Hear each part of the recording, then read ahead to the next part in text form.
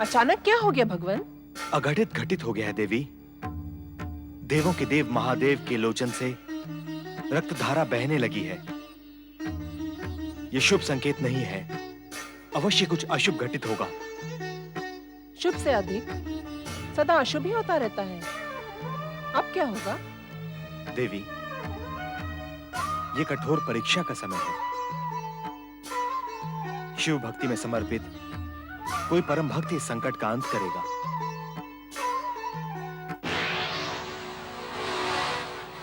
ओम नमः शिवाय। ओम नमः शिवाय।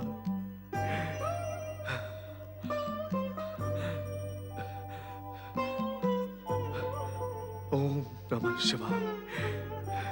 ओम नमः शिवाय। ओम नमः शिवाय। ओम नमः शिवाय। ओम नमः शिवाय। ओम नमः शिवाय। ओम नमः शिवाय। ओम नमः शिवाय। ओम नमः शिवाय। ओम नमः शिवाय। ओम नमः शिवाय। ओम नमः शिवाय। ओम नमः शिवाय। ओम नमः शिवाय। ओम नमः शिवाय। ओम नमः शिवाय। ओम नमः शिवाय। क्या? शिव जी की आंख से रक्त? शिवाय। ओम नमः शिवाय। कन्नब, ओम कन्नब, नमः ये क्या किया शिवाय। तुमने? ओम ये नमः क्या किया? शिवाय। ओम नमः शिवाय। ओम नमः शिवाय। अपने ही हाथों से ओम अपनी नमः आंख शिवाय। फोड़ डाली। ओम ये क्या नमः किया तुमने शिवाय। कन्नब? कौन? वीणा, तुम यहाँ? चलो, कोई तो मेरे दुख में मेरे साथ है। मेरा दुख कम हुआ। वेणी, देखो, भगवान शिव शंकर की आंख ठीक हो गई।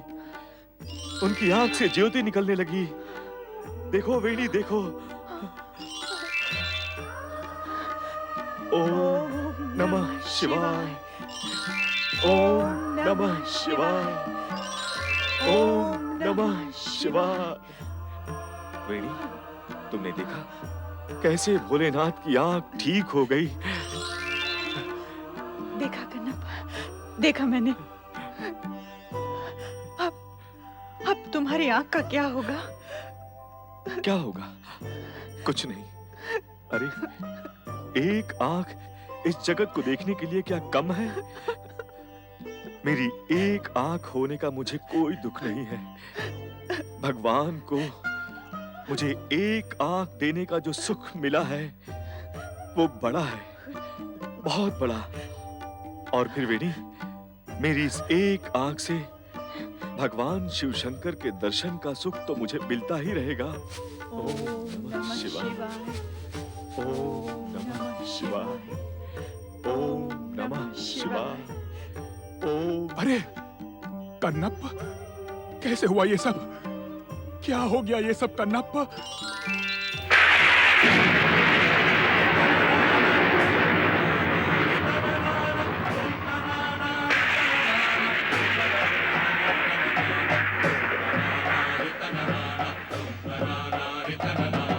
ये क्या हो रहा है भोलेनाथ?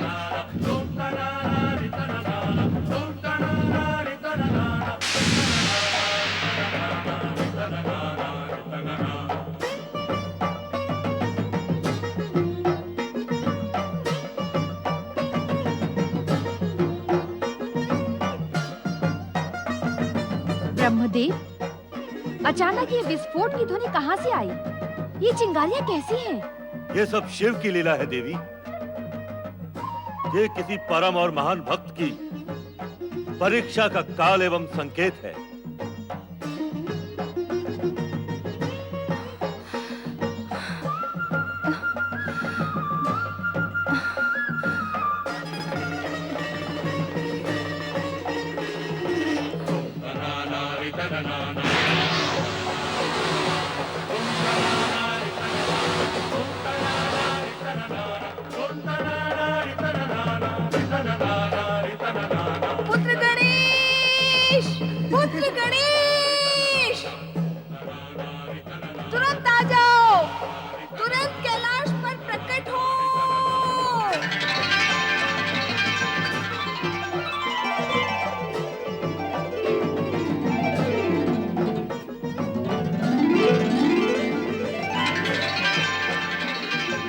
प्रणाम माता। पुत्र गणेश, तुम्हारे पिता संकट में हैं। माता, ये तो केवल शिव लीलाएं हैं। आओ चलो देखते हैं।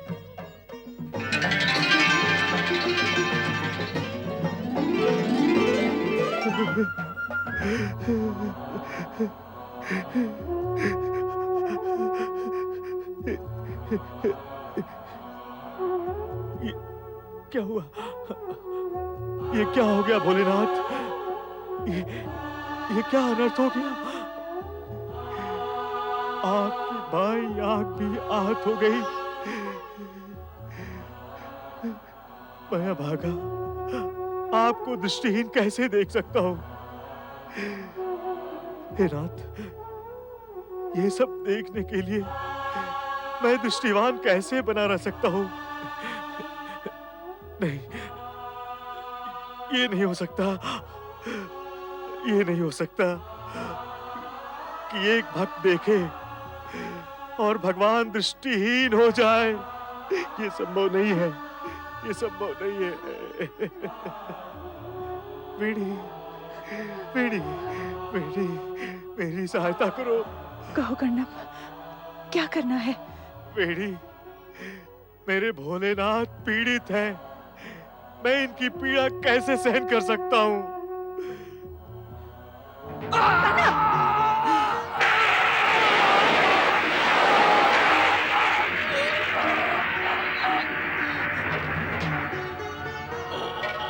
नमः शिवाय।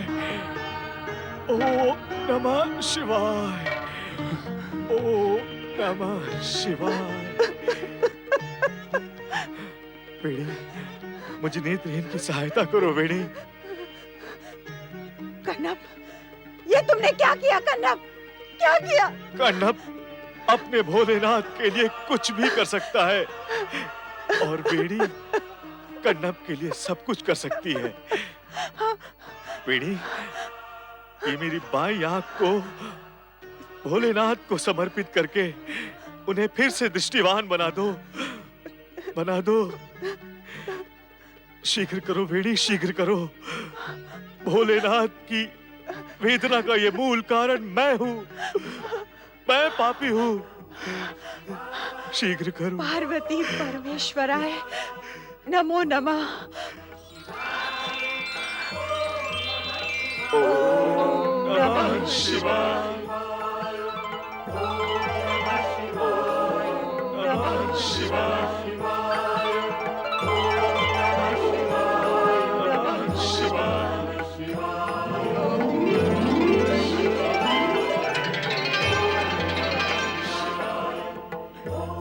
स्वामी, स्वामी, इस विचित्र लीला का अंत करें स्वामी। माता पार्वती, गणेश, प्रभु, प्रभु। गणेश जी, जय गणेश, जय गणेश प्रभु। प्रभु, प्रभु, मेरे कन्नप की आंखें फिर से लौटा दे। वो नेत्रहीन होकर कैसे जी सकेगा? दया करें प्रभु, उसके नेत्र लौटा दे। वीणी, चिंता न करो। ये तो महादेव जी की परीक्षा है। अपने भक्तों को सदा सुखी बनाने के लिए भगवान शिव इस प्रकार की लीलाएं करते रहते हैं। तुम धैर्य धारण करो, सब कुछ ठीक हो जाएगा।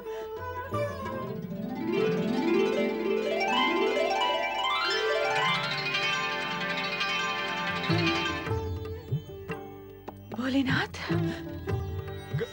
कहाँ है? कहाँ है?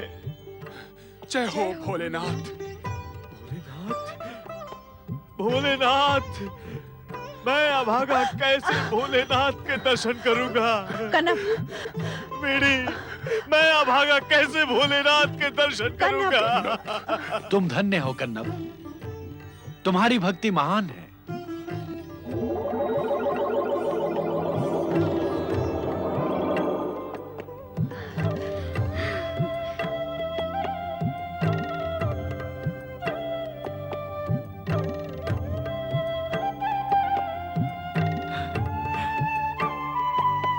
भगवान भोलेनाथ, प्रणाम। माता, माता पार्वती, प्रणाम। जय गणेश, जय गणेश। भोलेनाथ, प्रभु, भोलेनाथ, प्रभु। उठो कन्नप, उठो।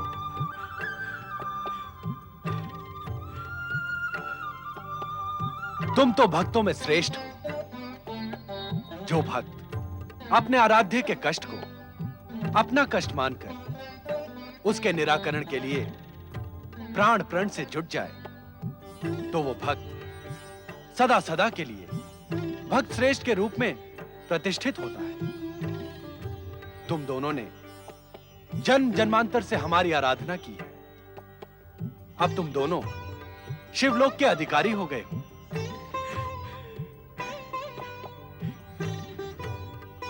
तुम हमारे अनन्य भक्त हो। आज से तुम शिवगणों में स्थान प्राप्त करोगे।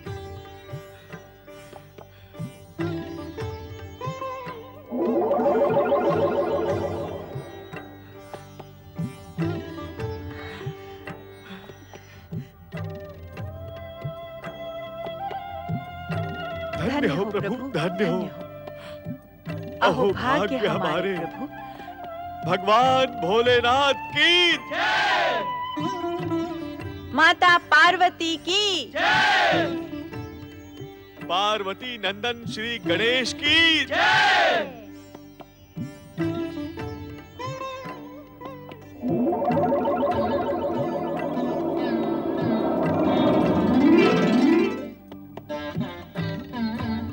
अब चलो कैलाश।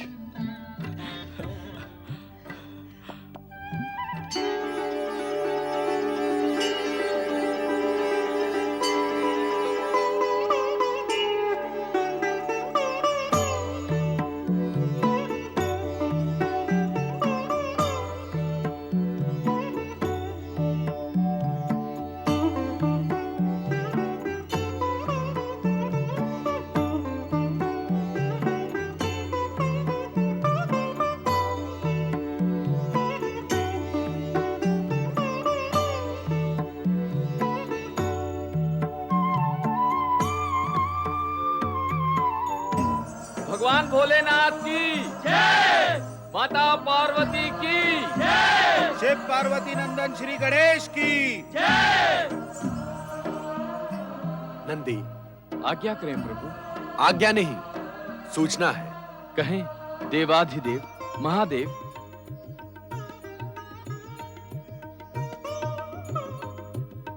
ये जिन्हें तुम चकित होकर देख रहे हो तुम्हारे ही साथी हैं। इससे पहले तो हमने कभी नहीं देखा इनको प्रभु। इन्हें शिवधाम की प्राप्ति अभी हुई है, तो तुम इन्हें पहले कहां से देखते? ये कणप और वेणी है। पिछले अनेक जन्मों से दोनों साथ हैं और हर जन्म में इन्होंने शिव भक्ति का आदर्श प्रस्तुत किया है। इस जन्म में तो कणप भक्ति की पराकाष्ठा तक जा पहुंचा, इसलिए शिवधाम का अधिकारी बन गया है। ये दोनों शिवगण के रूप में शिवलोक में रहेंगे। इनका स्वागत करो नंदी। आए, आपका कैलाश पर स्वागत है।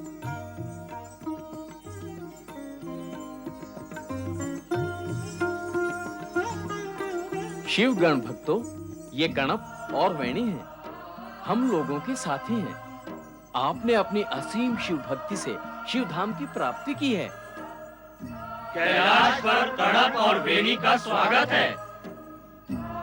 ये सब तो केवल शिव जी की कृपा है।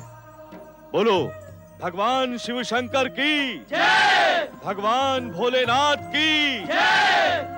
माता पार्वती की जय। गणाधिपति श्री गणेश की जय। शिव भक्त की कल्याणकारी कथा सुनकर हम धन्य हो गए प्रभु।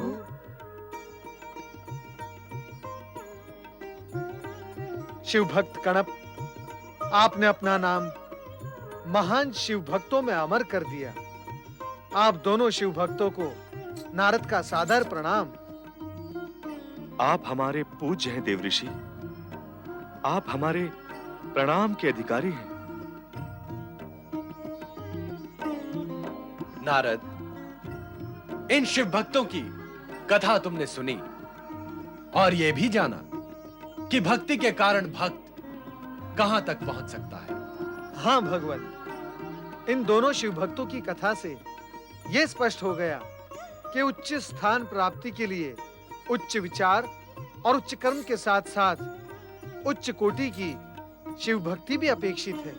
यदि तुम इस सत्य को स्वीकार करते हो तो नारद, अब यह तुम्हारा नैतिक कर्तव्य है कि तुम संपूर्ण जगत को यह संदेश दो कि सच्ची भक्ति से भक्त समस्त कष्टों का निवारण करके जन्म मरण के बंधनों से मुक्त हो जाता है।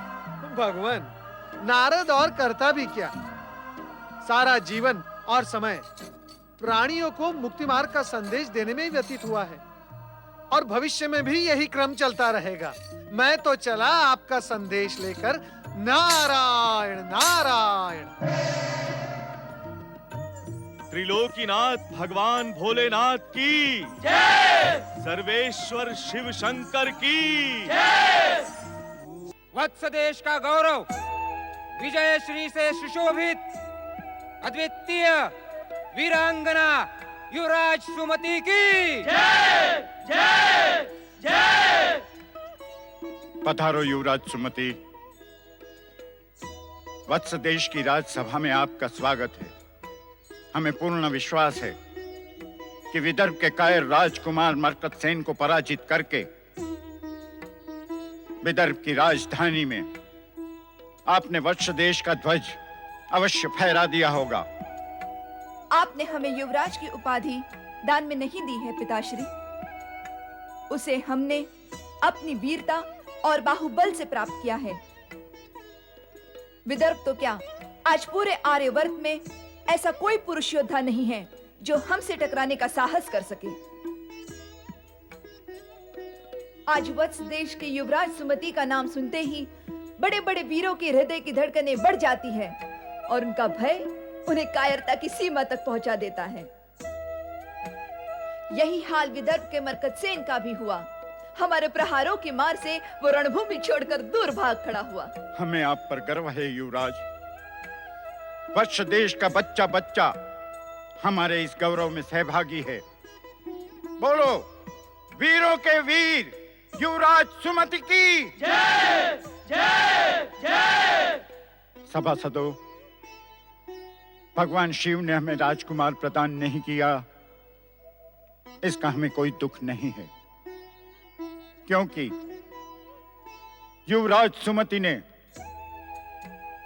अपने कोई पुत्र से अधिक योग्य वत्स देश का सच्चा उत्तराधिकारी सिद्ध किया है। आप सत्य कह रहे हैं महाराज। आप ये भी जानते हैं कि हमने किसी पुरुष को अपने से श्रेष्ठ कभी नहीं समझा, क्योंकि नारी यदि ठान ले तो वो पुरुष की शक्ति के अभिमान को एक क्षण में छिन्न भिन्न कर सकती है। हमने पुरुष पर नारी की श्रेष्ठता सिद्ध कर दी है। हमने ये भी सिद्ध कर दिया है कि युद्ध कौशल में हम किसी भी पुरुष से बढ़ चढ़कर हैं। जो भी पुरुष युवराज सुमति से टकराएगा वो चूर चूर हो जाएगा। महान योद्धा युवराज सुमति की जय जय। बंद करो, बंद करो ये जय जयकार। राजन,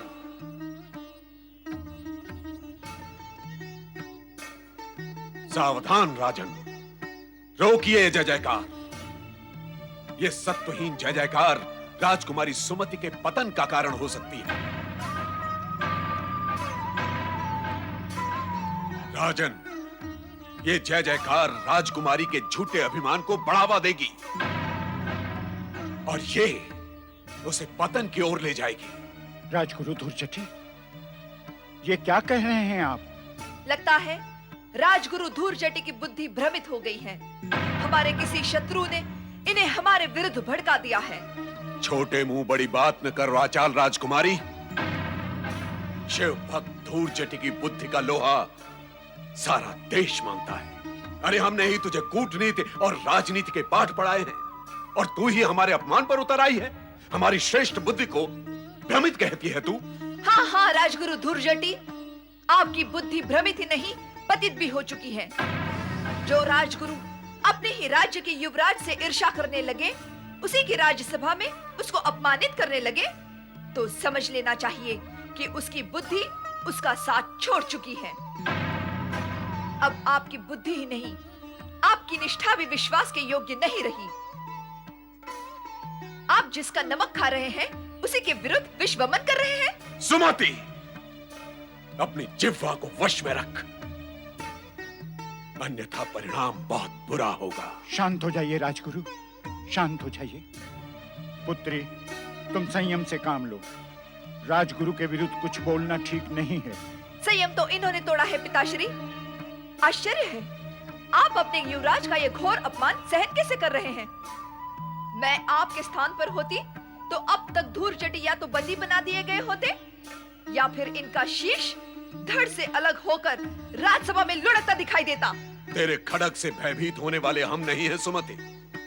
हमें अपने प्राणों से अधिक नीति, न्याय और सम्मान प्रिय हैं। तुझे अपनी झूठी वीरता को कलंकित करने की इतनी ही इच्छा है तो उठा अपना खड़क और कर दे हमारा शीश धड़ से अलग। हम भी तेरे पतन की पराकाष्ठा देखना चाहते हैं। मेरे क्रोध को और ना भड़काओ धूर्जटी, इसी समय निकल जाओ यहाँ से। तूने अपने राजगुरु का अपमान करके हमें वत्स देश के राजगुरु पद को त्यागने पर विवश किया है सुमति। हम इसी समय महाराज भद्रसेन द्वारा प्रदत्त राजगुरु के पद को त्यागते हैं और आज के बाद हम इस राज्यसभा में झांकने भी नहीं आएंगे। महाराज भद्रसेन, सुमति को सिर पर चढ़ाकर आपने अपने सर्वनाश को निमंत्रित किया है। अपने जाने से पूर्व हम आपको सावधान करना अपना पावन कर्तव्य समझते हैं। पुरुष की वेशभूषा धारण करने मात्र से कोई स्त्री पुरुष नहीं बन जाती। जो स्त्री स्त्रियोचित लज्जा और मर्यादा का त्याग कर दे, वो अपने पिता और पति दोनों के कुल को कलंकित करती है। अब भी समझ जा सुमति और अपनी नारी की मर्यादा में वापस आ जा। अपने सुमति नाम को सत्य कर दिखा तू। बस बस, बहुत हो गया। पिताश्री, धूर्जटी से कहिए हमारी आंखों से ओझल हो जाए, अन्यथा इनकी हत्या का पाप आपके सर लगेगा। अब तेरा सर्वनाश निश्चित है धूर्त राजकुमारी। हम जा रहे हैं, सदा सदा के लिए इस राज्यसभा को त्याग कर।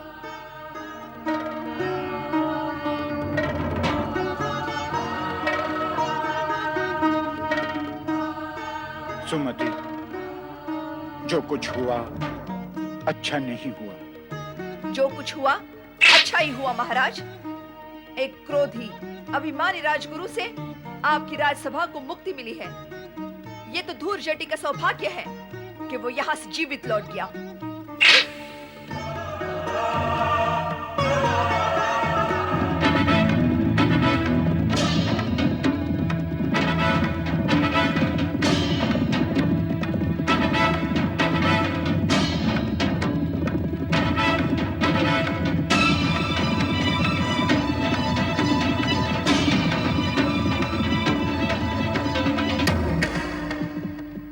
युवराज वज्रसेन, इस वन में आखेट योग्य तो कोई पशु दिखाई नहीं पड़ता। हम भी यही सोच रहे हैं वरुण। आज एक भी आखेट हाथ नहीं आया। हमारा कितना समय वन में भटकने में ही नष्ट हो गया। सुना है इस वन में बारहसिंगा मृग अधिकतम दिखाई देते हैं। हमारी इच्छा थी कि आज किसी भयानक पशु से मुठभेड़ हो। बेचारे मृगों को मारना कोई वीरता की बात नहीं है। सत्य है युवराज, परंतु हमें कुछ देर विश्राम करना आवश्यक है, क्योंकि हमारे साथी भी जल के लिए व्याकुल हो रहे हैं। ओम महारुद्राय स्वाहा। वो देखो, दूर एक आश्रम दिखाई दे रहा है। वहीं जल मिलेगा, तो फिर विश्राम भी कर लेंगे। ओम महारुद्राय स्वाहा। ओम महारुद्राय स्वाहा। युवराज, उधर ना जाएं। ये आश्रम हमारे घोर शत्रु भद्रसेन की राजगुरु धुर्जटी का है। मैं पहले भी एक बार गया था, अपमानित होकर लौट आया। राजगुरु धुर्जटी बहुत क्रोधी स्वभाव के हैं। राजगुरु धुर्जटी का नाम हम बचपन से सुनते आ रहे हैं वरुण। कूटनीति और राजनीति के गुरु के रूप में इनकी समानता कोई नहीं कर सकता। अब स्मरण हुआ, पिताश्री भी बहुत पहले मुझे इनके पास ले गए थे, मुझे इनका शिष्य बनाने के लिए, परंतु इन्होंने अपने शत्रु के पुत्र को शिष्य बनाना स्वीकार नहीं किया था। फिर तो उनके आश्रम में जाने का कोई प्रश्न ही नहीं उठता। ये हमारे शत्रु के राजगुरु हो सकते हैं, परंतु हमारे शत्रु तो नहीं है। और इन जैसा ज्ञानवान व्यक्ति किसी अतिथि को कभी निराश नहीं करेगा। चलो।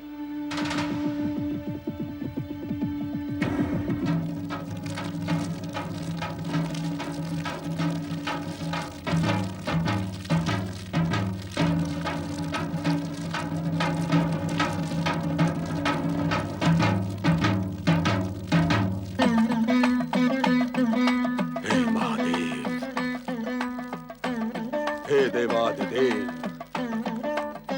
आपके इस भक्त का ऐसा घोर अपमान, ऐसा तिरस्कार आज से पूर्व कभी नहीं हुआ। उस उत्कंठ राजकुमारी ने मर्यादा की सारी सीमाओं को लांघकर हमें मारने के लिए खड्ग उठा लिया। वो तो आपकी कृपा थी कि हम यहाँ जीवित लौट आए। अब कुछ ऐसा करें भोलेनाथ कि हमारा धधकता हुआ हृदय शांत हो सके।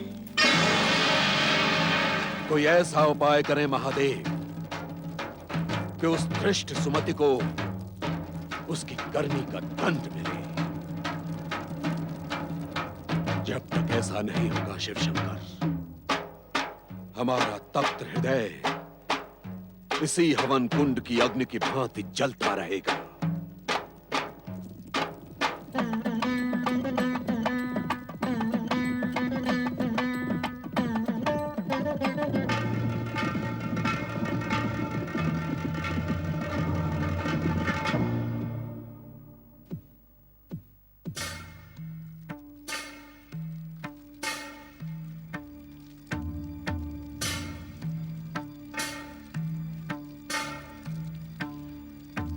प्रणाम गुरुदेव। कौन हो तुम और किस उद्देश्य से यहाँ आए हो? कहीं तुम लोगों को वत्स देश की राजकुमारी सुमति ने तो यहाँ नहीं भेजा। गुरुदेव, संभवतः आपने मुझे पहचाना नहीं। कुछ समय पूर्व मैं अपने पिताश्री के साथ आपका शिष्य बनने आया था। आपकी स्मृति तीक्ष्ण है, आपकी बुद्धि का सभी सम्मान करते हैं। ऐसा हो ही नहीं सकता कि मैं आपकी स्मृति से ओझल हो जाऊं। कहीं तुम दशानन देश के महाराज चित्रांगद के पुत्र वज्रसेन तो नहीं हो? अर्थात तुम महाराज भद्रसेन के घोर शत्रु के पुत्र हो। अब ये बताओ कि इस समय तुम यहाँ किस प्रयोजन से आए हो? आपका शिष्यत्व प्राप्त करने। क्या तुम्हें यह स्मरण नहीं कि हमने तुम्हें शिष्य बनाना अस्वीकार कर दिया था? समय के साथ निश्चय बदल जाते हैं गुरुदेव। भले ही मैं आपके आश्रित राजा भद्रसेन के शत्रु का पुत्र हूँ, परंतु मैं आपसे गुरु शिष्य का संबंध स्थापित करने आया हूँ। गुरु शिष्य के बीच में कोई शत्रुता संभव ही नहीं है। वज्रसेन, अब हम वत्स देश के राजगुरु नहीं रहे। समझ लो कि हमारे और उनके बीच एक नई शत्रुता स्थापित हो चुकी है। राजा भद्रसेन के शत्रु भी अब हमारे शत्रु नहीं रहे। अर्थात अब सारी स्थिति बदल गई है। अब मैं आपके शत्रु का पुत्र नहीं रहा। आपसे अधिक भला यह सत्य कौन जान सकता है कि शत्रु का शत्रु मित्र होता है। अब तो मुझे अपना शिष्य बनाने में आपको कोई बाधा नहीं होगी। वज्रसेन, तुम बार बार हमें गुरुदेव कहकर पुकार रहे हो। अब तो हमें तुम्हें अपना शिष्य बनाना ही होगा। मैं धन्य हुआ गुरुदेव, मेरा जीवन धन्य हो गया। भाग्य का खेल देखें कि मैं उचित समय पर आपकी सेवा में उपस्थित हुआ।